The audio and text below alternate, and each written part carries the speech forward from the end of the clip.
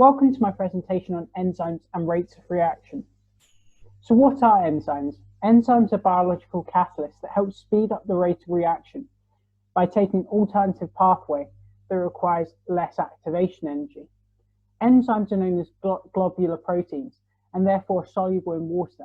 Globular proteins tend to be highly specific, so that's why enzymes are globular proteins, because they're highly specific to their substrate.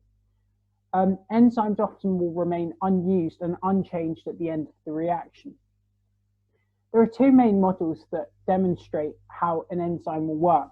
The first model is the lock and key model, and the second is the induced fit model. In the lock and key model, it states that the enzymes are very rigid in their shape and therefore will bind to the substrate like a lock and key. That means they exactly fit together. Enzymes are able to break down the substrate into small enough molecules so that they can then be therefore absorbed by the bloodstream or whatever it needs to be absorbed by. And we can also remember that the enzymes are not used up at the end of the reaction.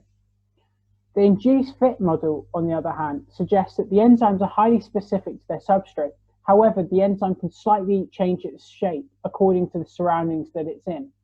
So during a substrate and enzyme collision, the enzyme will mold itself around the substrate, just like a glove around a hand, to provide a better fit. And it's that molding that helps to lower the activation energy by weakening the bonds of the substrate and applying pressure on it, therefore meaning less energy is required to break the bonds.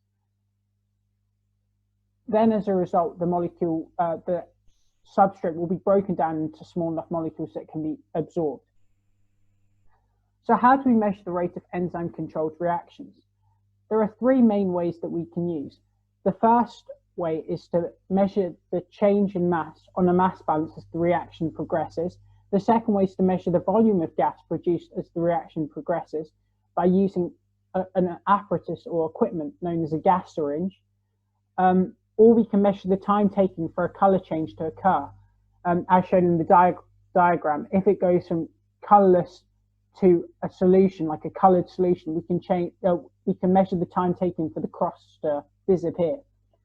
And to measure the rate of reaction, we must plot the time against the measurement of change and work out the gradient. And the formula to work out the gradient would be change in y over change in x. So what are the different types of ways that we can affect the rate of reaction? The first way is temperature. So as the temperature increases, this meaning the closer we get to the optimum temperature, the enzymes in the substrate then have more kinetic energy and therefore more enzyme substrate collisions occur, therefore a faster rate of reaction as more substrate molecules are being broken down. However, if the temperature exceeds the optimum temperature, this can cause the enzymes to denature because the tertiary structure is changed because of the disulfide bridges and ionic bonds breaking, and therefore meaning that the enzyme is no longer complementary to the substrate, which is why it denatures. Therefore, the rate of reaction will slow down and eventually stop. If the temperature decreases, the rate of reaction will slow down as well, because fewer enzyme substrate collisions will occur, therefore meaning a slower rate of reaction. What is the effect of pH on the rate of reaction? It's similar to the temperature. If the pH of the solution is closest to the optimum, we'll have a faster rate of reaction because the enzymes work in their optimum conditions.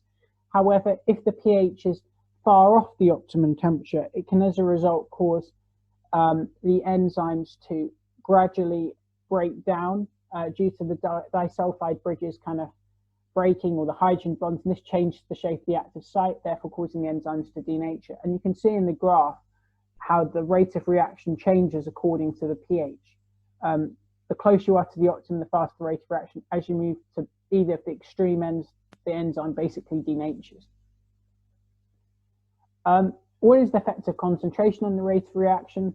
As enzyme concentration increases, the rate of reaction will also increase, assuming the substrate is in excess. It's important to remember it will be a proportional increase in the rate of reaction as the enzyme concentration increases.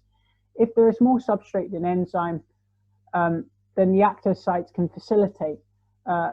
Then increasing the concentration will increase the chance of enzyme substrate complexes forming.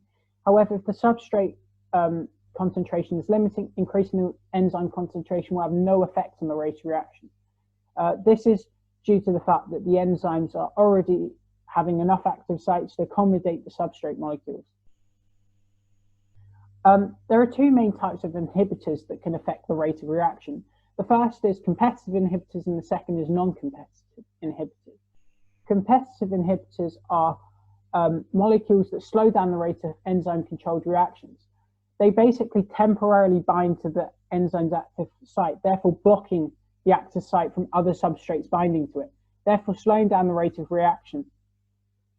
However, increasing the substrate concentration can decrease the effect of the enzyme inhibitor because it increases the chance of an actual substrate being able to get into the enzyme's active site. On the other hand, non-competitive inhibitors do not compete for the active site, but instead bind to a binding site elsewhere in the enzyme. As a result, upon binding, it will cause the bonds within the active site of the enzyme, such as ionic bonds and disulfide bridges, to break, therefore changing the tertiary structure of the enzyme and therefore altering the shape of the active site. This, as a result, will prevent the formation of enzyme substrate complexes. This, as a result, will cause the enzyme to denature because it cannot form an enzyme substrate complex, causing the rate of enzyme-controlled reactions to basically decrease. Thank you for watching my presentation. If you liked it, don't forget to subscribe, please.